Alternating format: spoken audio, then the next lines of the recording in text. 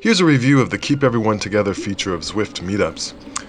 My friend Sam organized a meetup, and we've been doing this in lieu of our normal pop ride that we do outside on Tuesdays. And this time we had a request to add the feature Keep Everyone Together.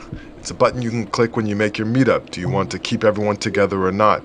If you click the button, that means everyone in the group, regardless of their speed, regardless of their watts per kilogram, will stay together in the group versus getting dropped and spread along the road.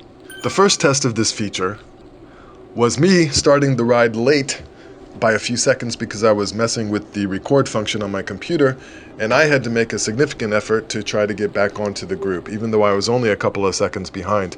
So it ended up taking about 2.5 minutes for me to get back on the group, averaging something I think over 300 watts to do so. So I, at the beginning of the ride, did not experience any benefit from the Keep Everyone Together, but we're going to see in just a bit how that actually works, and you do keep everyone together. As you can see here, we are going about 28 miles an hour, 27 miles per hour on the flats on this relatively flat route. So that's kind of what I would expect for a fairly high-paced group on the flats in Zwift working together. The average speed has been discussed on Zwift Insider, and when they first implemented this feature, the average speed of the group was generally higher than the power input, meaning that you would go faster than you would otherwise if you didn't have the feature selected. They have since tweaked the algorithm, and it appears you now go slower than you otherwise would have, and I'll show that in just a minute. Somewhere about 10 minutes into the ride, I started to notice that my input and what I was doing on the bike didn't have a lot of direct relation to what was actually happening with my avatar, meaning I was really struggling in the draft, going something like, at times 270 watts, having a difficult time moving up. And then my brain started saying, okay, yeah, I'm not actually completely controlling my avatar on the basis of how much power I'm putting in. And so I was really struggling for no particular reason in terms of trying to stay in the group. And so that part I didn't like. I didn't like the feeling that what I was doing wasn't really impacting a lot what my avatar was doing. Now you can move up in the group by putting in more effort, but there's not a direct relationship. If you look in the ride, you may see on the right hand side the riders in the group that are in green, that where they are in terms of the group can be highly disparate in terms of their watts per kilogram. So you might see a person in the group shoot forward past you doing 1.5 watts per kilogram while you're doing 3 watts per kilogram. In general, our goal for this ride has been about 3 watts per kilogram, somewhere around there. I've averaged more sometimes. I don't think we've quite done less. But of course, if you're doing 3 watts per kilogram and you have some riders that maybe their FTP is 2.5 watts per kilogram, they're not going to be able to stay in the group. In this particular way, people can stay in the group regardless of what they're doing, as long as they are moving their feet on the pedals, if they're keeping the pedals going forward. As you can see here, we are no longer averaging something like 25 to 28 miles per hour on the flats. We started to average something more like 21, 22 miles per hour.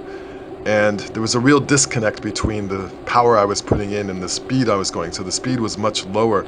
We averaged 21.5 miles per hour for this 1 hour and 30-minute ride, which is a lot less than would have been had the speed not been limited by the Keep Everyone Together feature. I think it's dependent on the average power of the group in general. So if you had a lot of people that were putting in quite a bit of power and they were all about the same, I think the speed would go up. But if you have people that are going quite a bit slower, the speed of the group will be slower. So I found that this average speed was much lower than would have been expected for the amount of work I did. The ironic thing about this ride is that it was one of the more difficult rides I've ever done in terms of how much effort and power it took. For example, at about 30 minutes in, not on purpose, I had already averaged about 251 watts for the first 30 minutes. And at that point I thought, well, let me just try to keep my power up and let me see if I can average 250 watts the entire first hour. So I kind of made it an hour of power, which was interesting. Ironically, as it turned out, I put in the top 3 performance all time for myself in the 20-minute, 30-minute, and 60-minute time frame. The second 30 minutes, I averaged 286 watts. So my peak power at 20 minutes was 296 watts, and my peak power, my power curve for the 60 minutes was 269 watts. So it just goes to show, in this kind of ride, using this group everyone together feature, you could have someone putting in their all-time best performance in terms of power, and also someone doing a recovery ride. You could also have someone doing a structured workout. So for example, with an exert workout or a trainer road workout, you could have someone doing something like that in this feature, and they would all stay together, which is both kind of fun, maybe, and kind of frustrating. I found that when I was working really hard, especially the last 20 minutes of the first hour, I stopped even looking at the screen. I stopped looking at my avatar. I just listened to music. I was looking at my power meter. I was going through the kind of suffering you do on a really hard workout. I couldn't really pay attention to my avatar. And also I knew that I wasn't really controlling my avatar.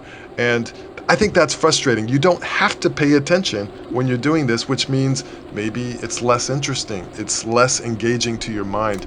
Part of the way Zwift works is that it engages your mind. What you are doing controls what you see on the screen, just like in real life. When you're going down the road, what you're doing, you pedal faster, you go faster on the road. Well, it's not like that in the group ride. It's a little bit different.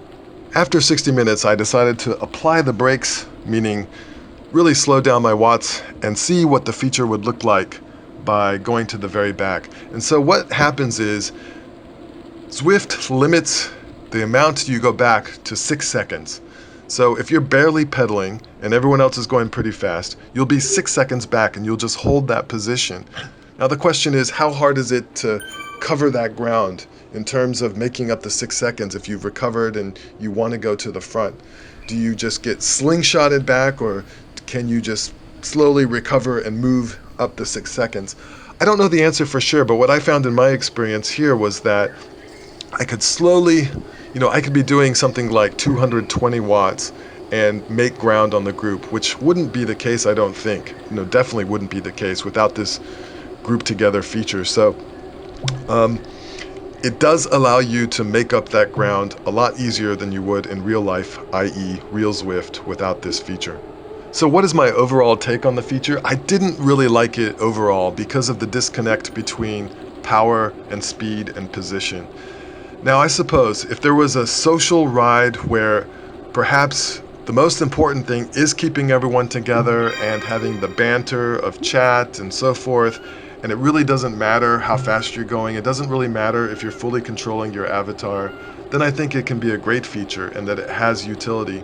However, it's going to mess with your mind a little bit in terms of the overall Zwift experience. It's sort of like one of those group rides you may have done, group workouts, where again, it's everyone's together and your power doesn't really control your speed or position. So it's more controlling of your position than in those group workouts, at least in my experience, but it still has those limiters. And if you don't like the limiters, you're not going to like this.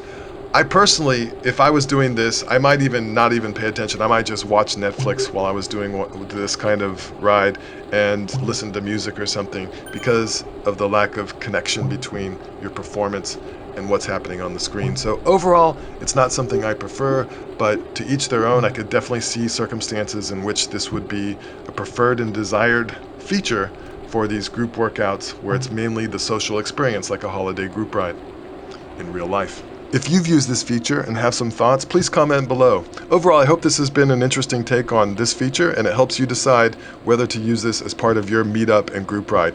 Take care, thanks, and have fun on both the real world roads and the virtual roads. Take care, bye-bye.